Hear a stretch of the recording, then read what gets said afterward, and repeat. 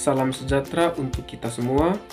Dalam video ini, kami akan membahas mengenai Otoritas Jasa Keuangan yang membuat aturan baru mengenai penagihan utang pinjaman online.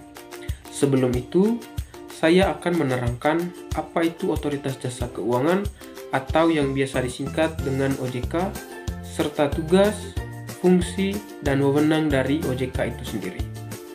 Otoritas Jasa Keuangan adalah lembaga independen yang mempunyai fungsi, tugas, dan wewenang pengaturan, pengawasan, pemeriksaan, dan penyidikan dalam sektor jasa keuangan. Tentunya, setiap tindakan yang diambil untuk menangani setiap masalah dalam sektor keuangan dilandasi oleh undang-undang yang berlaku di Indonesia.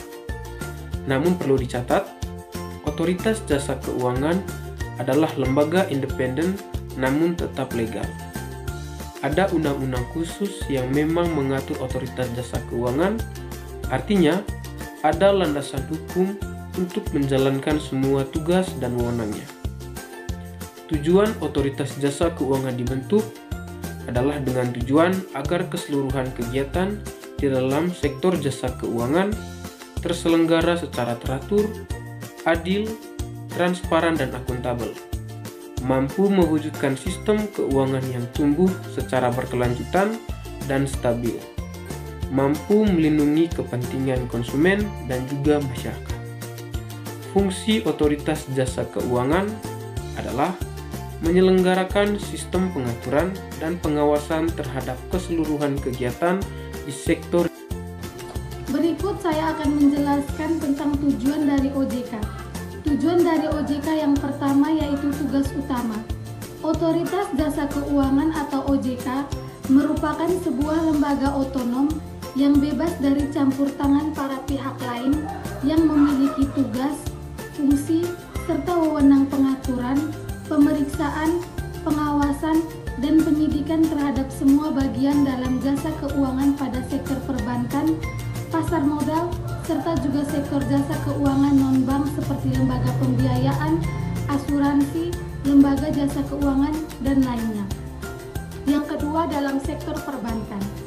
Beberapa tugas lain yang harus dilakukan Otoritas Jasa Keuangan itu sendiri dalam sektor perbankan, yaitu menyusun sistem serta pengawasan bank dan juga melakukan penegakan hukum sektor perbankan. Otoritas Jasa Keuangan juga perlu melakukan pemeriksaan pembinaan serta pengawasan dalam sektor bank, sehingga kedepannya bisa dikembangkan lagi untuk meningkatkan kualitas serta performa perbankan demi kepentingan masyarakat luas. Yang ketiga, dalam sektor IKNB. Yang dimaksud dengan sektor IKNB dalam hal ini adalah berbagai industri keuangan non-bank. Peran OJK terhadap IKNB adalah menjalankan semua kebijakan IKNB sesuai dengan peraturan yang berlaku. Lembaga ini juga perlu melakukan perumusan norma serta prosedur yang berada dalam sektor IKNB. Selain itu, terdapat juga aturan pada bidang IKNB yang harus dilakukan Otoritas Jasa Keuangan. Dan yang terakhir, dalam sektor pasar modal. Otoritas Jasa Keuangan ini juga mempunyai tugas pada sektor pasar modal yang diantaranya dengan menjalankan di saat krisis pasar modal. Lembaga OJK juga merumuskan, juga menetapkan prinsip tertentu yang berada pada transaksi dan pengelolaan serta melakukan berbagai analisa dalam pengawasan pengembangan pada pasar modal.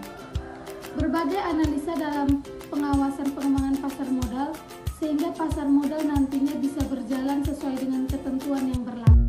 Saya akan menjelaskan wewenang OJK antara lain wewenang Otoritas Jasa Keuangan dalam tugas pengawasan serta juga pengaturan jasa keuangan pada sektor perbankan. Wewenang ini terdiri atas pengaturan juga pengawasan tentang kelembagaan bank yang terdiri dari perizinan untuk sebuah pendirian bank dan juga kegiatan usaha bank. Berikutnya ada pengaturan dan pengawasan terhadap kesehatan bank yang meliputi laporan bank yang telah berhubungan dengan kesehatan serta kinerja bank, pengujian kredit, sistem informasi debitor, dan standar akuntansi bank. Dan yang terakhir adalah pengaturan dan pengawasan tentang berbagai aspek kehati-hatian bank yang meliputi tata kelola bank, pemeriksaan bank, manajemen risiko, prinsip mengenal nasabah, dan mencegah terjadinya akad pencucian uang. Berikutnya, wewenang otoritas jasa keuangan dalam sebuah tugas mengatur lembaga bank dan non-bank.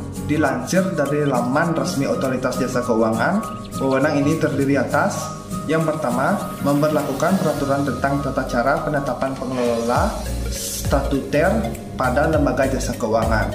Yang kedua, menetapkan aturan pelaksanaan Undang-Undang Republik Indonesia pada nomor 21 tahun 2011 Lembaga Otoritas Jasa Keuangan. Yang ketiga, mengambil keputusan peraturan pengawasan pada sektor jasa keuangan. Yang keempat, ada memberlakukan peraturan tentang tata cara pengenaan sanksi sesuai dengan ketentuan peraturan perundang-undangan di sektor jasa keuangan. Yang kelima, memastikan peraturan tentang tata cara penetapan perintah tertulis terhadap lembaga jasa keuangan dan pihak tertentu. Dan yang terakhir, menetapkan peraturan perundang-undangan di sektor jasa keuangan. Berikutnya ada wewenang lembaga otoritas jasa keuangan dalam penugasan pengawasan lembaga bank serta non-bank. Wewenang ini terdiri atas: yang pertama, ada memberlakukan kebijakan operasional pengawasan terhadap kegiatan jasa keuangan. Yang kedua, mengawasi jalannya tugas pada pengawasan yang dilakukan oleh kepala eksekutif. Yang ketiga, memutuskan perintah secara tertulis pada lembaga jasa keuangan serta pihak tertentu. Yang keempat, melakukan penugasan pengelola statuter. Yang kelima, menetapkan penggunaan pengelola statuter. Yang keenam, mengesahkan sanksi administratif pada pihak yang melakukan sebuah pelanggaran pada peraturan perundang-undangan di sektor jasa keuangan. Dan yang terakhir ada memberikan dan mencabut izin usaha. Seperti yang kita ketahui beberapa waktu belakangan ini, sering sekali terjadi kasus debt collector yang meneror peminjam uang melalui situs online.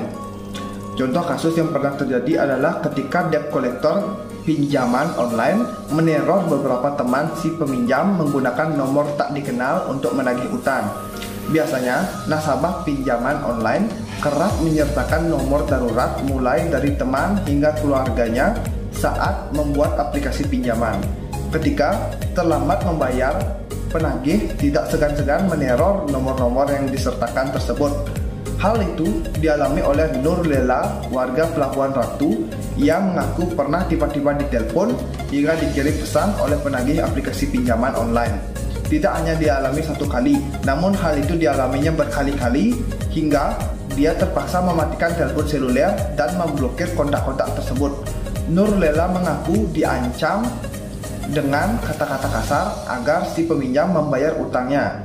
Nur Lela juga mengaku pernah dikirim foto seseorang yang dia kenal dan bekerja sebagai dokter. Kasus lain yang pernah terjadi ketika seorang peminjam yang awalnya meminjam sebesar 5 juta rupiah dan ditagih dengan bunga sebesar 80 juta rupiah. Perusahaan pinjaman online ilegal yang menerapkan bunga fantastis itu sudah digerebek beberapa waktu lalu di Sleman, Yogyakarta. Selain bunga fantastis, pinjaman online ilegal itu juga menagih peminjam dengan berbagai ancaman. Korban pun menjadi stres hingga ada yang depresi. Menurut pegawai pinjaman online ilegal tersebut, bunga fantastis yang diberikan dihitung per hari. Akibat dari kasus yang begitu banyak, Otoritas Jasa Keuangan selaku badan independen yang bertanggung jawab atas sektor jasa keuangan ingin membuat aturan baru tentang penagihan pinjaman online. Sebab dalam aturan industri teknologi finansial peer-to-peer atau P2P lending yang tercantum di POJK 77/POJK 01/2016 memang belum ada aturan cara penagihan utang. Menurut Dedi Astuti, Kepala Departemen Pengawasan Industri Keamanan Non-Bank atau IKNB, aturan ini memiliki urgensi untuk segera dibentuk. Aturan ini diprioritaskan setelah kepolisian melakukan penggerebekan di salah satu kantor pinjaman online ilegal di sejumlah tempat di Jakarta. Saat itu, para pelaku yang terlibat dalam sindikat platform pinjaman online ilegal ternyata juga melayani layanan penagihan beberapa fintech P2P lending resmi. Diharapkan aturan baru ini mampu menjaga penagihan perusahaan fintech P2P lending berizin dari hal-hal yang berpotensi meresahkan masyarakat. Pemerintah melalui sejumlah kementerian dan lembaga melakukan upaya bersama untuk memberantas dan menindak tegas praktik-praktik pinjaman online ilegal yang dapat merugikan masyarakat. Untuk itu, Presiden Joko Widodo meminta otoritas jasa keuangan mengeluarkan moratorium alias penundaan penerbitan izin usaha baru untuk pinjaman online. Pernyataan tersebut disampaikan Menteri Komunikasi dan Informatika atau Menkominfo Johnny Gerald Plate di Istana Negara, Jakarta, Jumat 15 Oktober 2021. Presiden menekankan soal tata kelola pinjaman online harus diperhatikan dan dilaksanakan dengan baik. Musababnya, ada lebih dari 68 juta lebih rakyat yang menjadi bagian dari ekosistem fintech. Selain itu, bisnis fintech telah menghasilkan perputaran uang yang sangat besar, yakni mencapai 260 triliun rupiah. Adapun saat ini, OJK telah memberikan izin usaha pinjaman online untuk 107 entitas. Otoritas Jasa Keuangan menyatakan ada beberapa cara peminjam untuk menghindari pinjaman online ilegal. Yang pertama, cek izin yang dikantongi. Yang kedua, cek identitas pengurus, alamat kantor, dan kontak. Yang ketiga, cek pencairan pinjaman. Yang keempat, cek informasi soal bunga dan biaya denda. Dan yang kelima, cek total biaya pinjaman. Juru bicara Otoritas Jasa Keuangan Sekar Putih Jarot mengatakan dokumen yang harus disiapkan oleh debt collector yaitu kartu identitas hingga surat resmi dari perusahaan pembiayaan yang memberikan penugasan. Ada beberapa etika penagihan pinjaman atau multifinance yang harus diketahui. Untuk debt collector yang bekerja di perusahaan pinjaman uang harus mengikuti etika berikut. Yang pertama, menunjukkan identitas secara resmi dari perusahaan pemberi pinjaman. Debt collector wajib membawa kartu identitas resmi yang dikeluarkan pemilik perusahaan pemberi pinjaman, baik itu surat tugas atau sertifikat. Debitur bisa menuntut dan menolak penagihan jika debt collector menolak untuk menunjukkannya. Kemudian yang kedua, penagihan tidak boleh memakai ancaman, kekerasan, atau mempermalukan debitur. Debt collector dilarang keras memakai ancaman, kekerasan, dan tindakan tujuan untuk mempermalukan nasabah yang cicilannya macet. Jadi, untuk debitur yang dihubungi atau ditemui oleh debt collector terkait penagihan pinjaman dengan ancaman dan kekerasan, Anda bisa mengingatkan penagih untuk tidak melanggar etika penagihan sesuai peraturan Bank Indonesia. Jika masih berlanjut, Anda bisa melaporkan kejadian tersebut ke kantor polisi. Yang ketiga, penagihan tidak boleh menggunakan kekerasan fisik atau verbal. Penagihan dilarang dilakukan dengan menggunakan pemaksaan secara fisik maupun verbal. Jika hal ini terjadi, laporkan segera.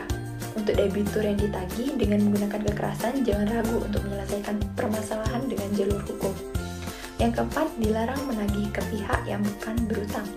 Biasanya peminjam akan memberikan nomor dan orang terdekat seperti orang tua, saudara, teman dekat sebagai kontak darurat jika penagihan tidak bisa menghubungi nomor debitur. Debt collector tidak diizinkan untuk menagih utang kepada pihak lain.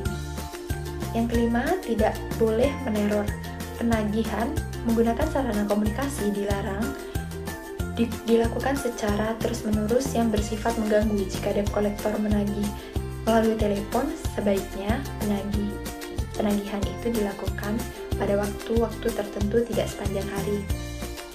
Jika para debt collector tidak mengikuti etika yang telah ditetapkan, ada cara untuk mengadukan debt collector ke Otoritas Jasa Keuangan, yaitu dengan cara mengirimkan surat pengaduan yang dilayangkan ke Otoritas Jasa Keuangan melalui